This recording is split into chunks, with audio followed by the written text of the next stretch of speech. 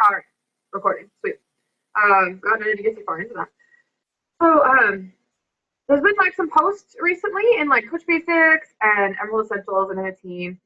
So I have like kind of two parts to this call. I'm gonna keep it a little bit short because I have an appointment after this.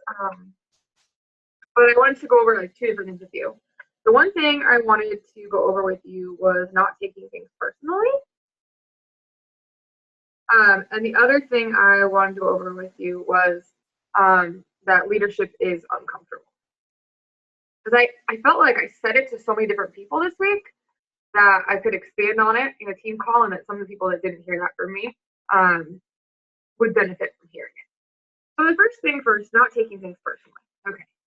So there's a lot of things in this business that you can take personally if you want to. You can take it personal when someone says no to you to an invite. You can take it personal when someone unfriends you on Facebook.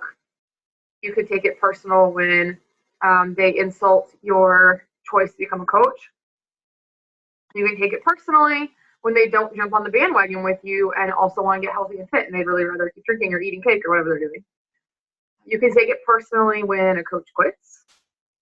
You can take it personally when someone drops out of your challenge group or doesn't get the results that they're looking for. You can take a lot of things personally if you want to. The thing is that would get really exhausting, like really exhausting. You just feel like a pile of crap as a human being all the time, because there's so many things in this business that you can take personally, that if you take one thing personally, you'll take it all personally, it's be a hot mess.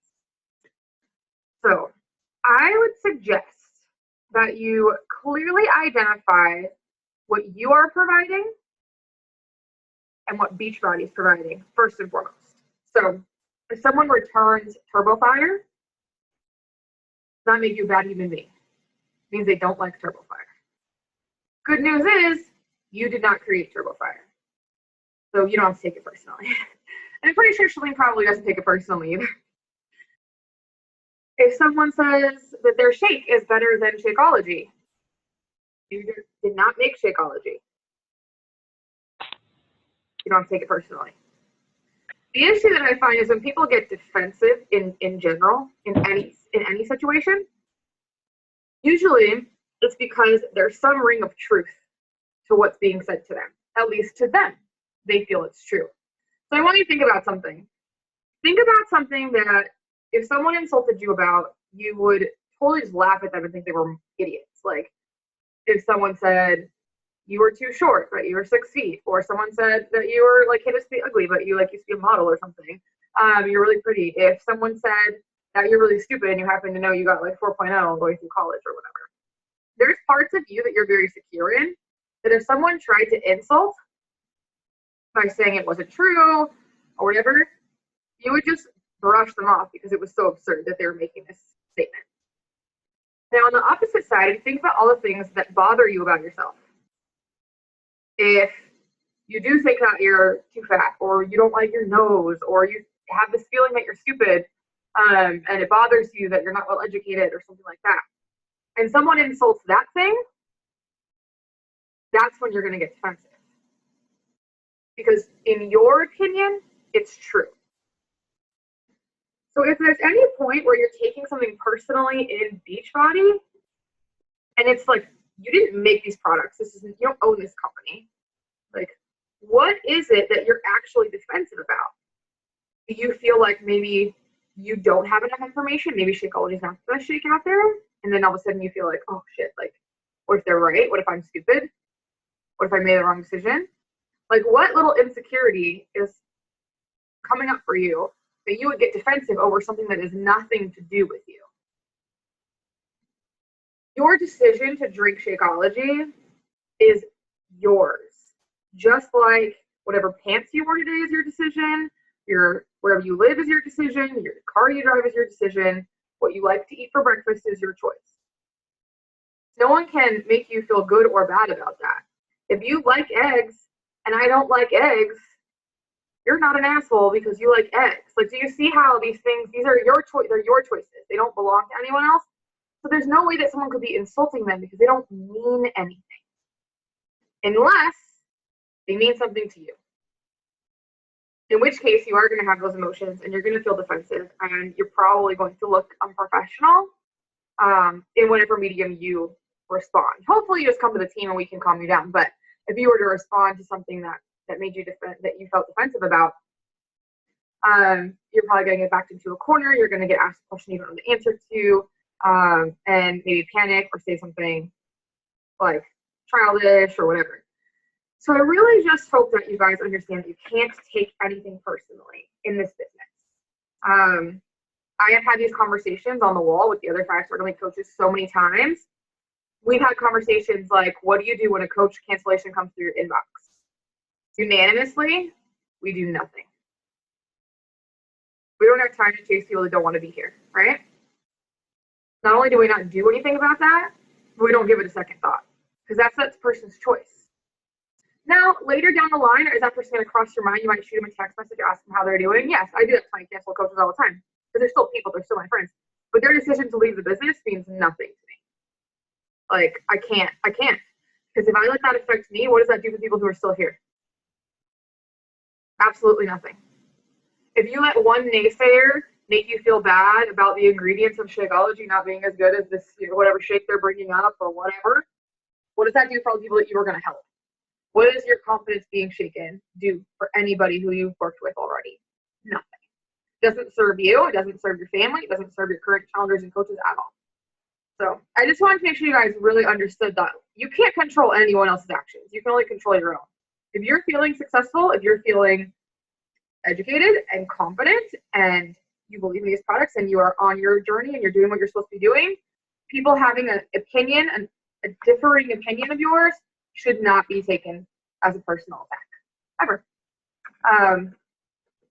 I really enjoy Shalene's, how she puts it. She said it, impact, smart success. What the hell was that thing I went to? Whatever it was. She said, be so unapologetically yourself that it turns people off. So the people that are looking for exactly you can find you. So don't forget, like, people who are looking for just who you are. And they're looking for this shake and they're looking for Turbo Fire, even though that other person happened to not be looking for Turbo Fire and they would prefer something else. Like, it doesn't matter. So if you guys can separate the emotions from the products and from those experiences and put all of your emotion into connecting with humans and like hearing their stories and being there for them, you'll have a much easier time because that is where your emotions should be. Over in the part where you hear someone's story and you're so proud of them, or you're so like, you can feel their pain and you want to help them so much when they're like writing to you, like put your emotion over there and take it all off everything else because none of it matters. So, and then, put your head down and work so that none of it will matter. Yeah? Some of those decisions shouldn't affect you in your income and your goals. So the second thing I want to talk about with leadership is uncomfortable. I think sometimes we confuse leadership with like information provider. The biggest example I can think of that's relevant in my life that I can remember is I worked in sales for Cox Communications. I sold cable, internet, phone for a really long time. 4 years, something? Long time. I always said that job, I hope Snow's not here. He gets offended when I say this because he worked there too, was just a glorified order taker. Because people called in. They didn't have to do anything. Really, right? Like connect their cable because they moved. Like, and all I had to do was like be nice and be helpful and be knowledgeable, and I could take the orders and I would get a great paycheck. And then I worked in telemarketing for my friend who worked at Cox, and we were roommates. And that was a different experience. I did that on Saturday mornings for her. That was sales. Convince someone on a Saturday morning to talk to you to like increase their bill somehow, like add a service. You want to talk about sales. That was work. That was actual sales. And I always just sort of downplayed what my actual job was because I just felt like we were customer service reps. And if you were good with people, you could make a lot of money at it. Whereas telemarketing was actual sales.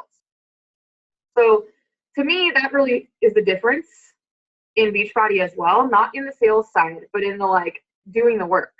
Because you can wait for people to come to you. You can let them decide if they want to order. You can let them choose their own program. You can let them get on and off of it whenever they want. You can let them not drink their Shakeology when they're supposed to. You can let them skip taking their 30-day pictures. You can let them not get into Coach Basics. You can let them do whatever they want and just take your 2 Success Club points and your $50 or whatever, and let people do whatever they want. That is not leadership. Leadership is uncomfortable. Leadership requires actual work. Leadership is not order taking, right? Leadership is knowing when their Shakeology comes out, asking them if they're drinking it every day, reading their MyFitnessPal things if you have them tracking their stuff, knowing when to ask them to be a coach, pushing them on it a little bit if you know that they would be good and you can see their excuses are just their own fears. When someone tells you no over money, it's not okay, let me know if you change your mind. It's no, absolutely not. Like, you gave me all these goals. Those goals aren't worth $140 to you. Like, bullshit. You're scared, and that's fine. And then, don't say bullshit to your clients. But unless, you might. Depends on the rapport, I suppose. But you have to push back. And when your coaches are doing things that are going to hurt them in the long run, you have to tell them. And when your coaches try to get out of going to events with BS excuses, you have to tell them. And when your coaches make excuses for falling off their journey and not doing their bubbles, all that stuff, you have to tell them. When your customers say things like my little rant I went on about being bored with food yesterday, it is your responsibility to be a leader, not an order taker. If these people could do this on their own and make the proper decisions for themselves, they wouldn't need you, and this job wouldn't exist. If everyone could get fit and because they bought a product, what? This would not be a job we'd even have. These products wouldn't even exist. Beachbody would have never created this side of the business, because what would have been the point?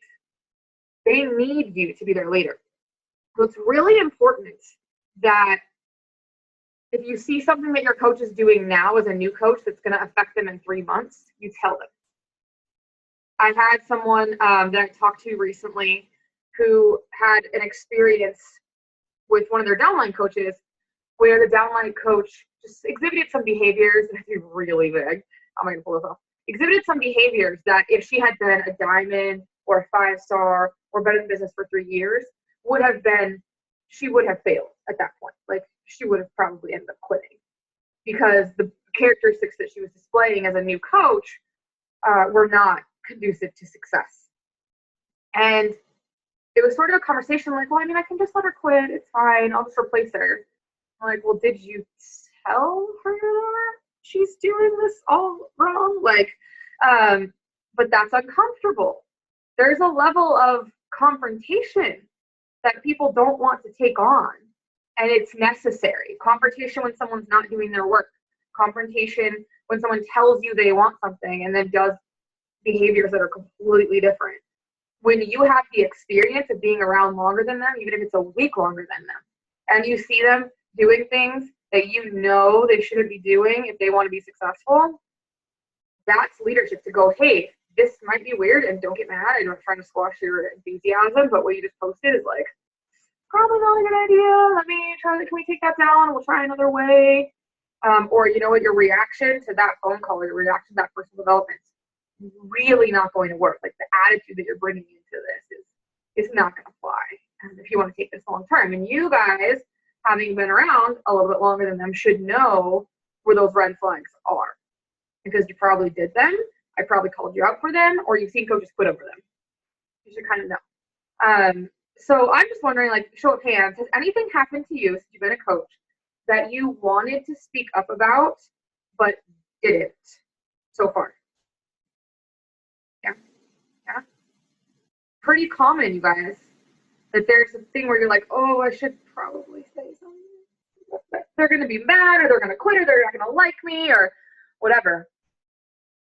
It's sort of, I've always, and I don't really have any ground to stand on here, but I always compare raising coaches to raising kids. Like, it's my responsibility to make sure that you're a productive member of society, that you coach with integrity, that you know your products, that you are caring about people, that you're educated, and sort of be there when you need to get brushed off. But for the most part, just teach and let you guys figure it out. And sometimes it hurts to like let you guys fall on your faces.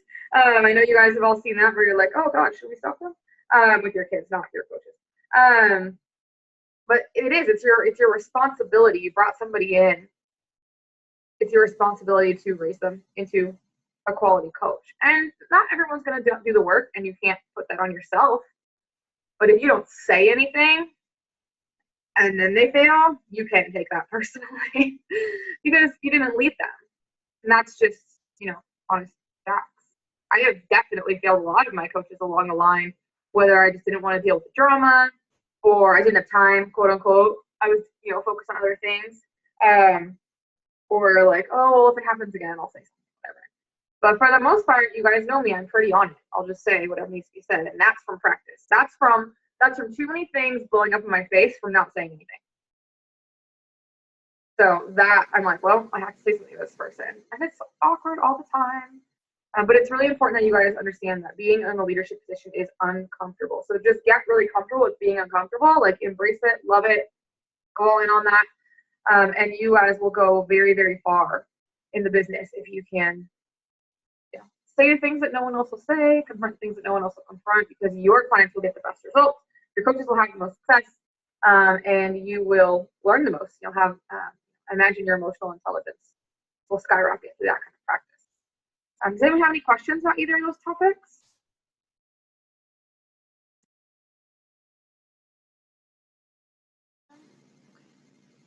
I know those are pretty light topics. There wasn't a lot of information there. Like when I see something happen like 3 times in a week, I'm like, okay, clearly we need to talk about this. Because it needs to be said. So those are just 2 things that came up this past week that I was really like, you know what, I feel like we need to get that information out there. So yes, remember you guys, you're not a brochure, you're a leader. If people could do it by themselves, they have Google, they would figure it out themselves. So be there for them. And then if things don't go exactly your way, the only thing that you can take personally is, if you don't do your workout, you don't drink your Shakeology, you don't do your bubbles, and you don't do your stuff, you can take that personally. Anything anyone else is doing, none of that is your problem. None of that is your fault, etc. So we are going to Platinum Edge tomorrow morning. Yeah, we're in the LAX for like a really long time apparently. So we'll be sort of in and out. I'll be posting whatever updates I can. There's no recording allowed this year, which is lame. I imagine they're going to sell the training because they did last time, but nobody wanted to buy it because like we all took videos. We were like, that's stupid. So I won't have any videos for you guys, but I will definitely have pictures, slides, and ideas, things of that nature. Please plan to be there next year if you can. Not if you can, just make it a priority. You guys know that events are really, really important to me. I've never missed one. I've never missed a Super Saturday. I've never missed a summit. And now, this is only the second year of Platinum Edge, but I have not missed either of those because there's no other chance that you get to feel like you're part of something so much bigger than yourself, see that much success, be around that much energy, that many like-minded people. Even if your spouse is very supportive, it cannot equal 500 to 10,000 people being there with you who are on the same path, who believe what we believe, and who want to see you succeed. So January 10th is the next Super Saturday. The dates are always in the back office a year in advance, so having to work, in my opinion, is not an excuse because they're up for a year. So January 10th, you have plenty of time to get that day off work and do whatever you need to do. There's one in every city. For the SoCal people, we did book something in Mission Valley. I won't be here. I'm going to be in Florida, of course. But before I left, I made sure you guys had a spot in Mission Valley. So you guys will be able to go to Super Saturday. And I'll be in Tampa for my Florida people. I'll be in Tampa with Lindsay that way. So yes, Stephanie, I'll be with you. And but regardless, wherever you are, find one. And if you seriously, by a few days before, can't find one, then run one. All right, leadership, it's uncomfortable, right? All right, you guys. So I'll be back with updates and all sorts of stuff tomorrow. Team calls on the regular day from now on. I moved it again, just so you guys know, the Wednesday before Thanksgiving.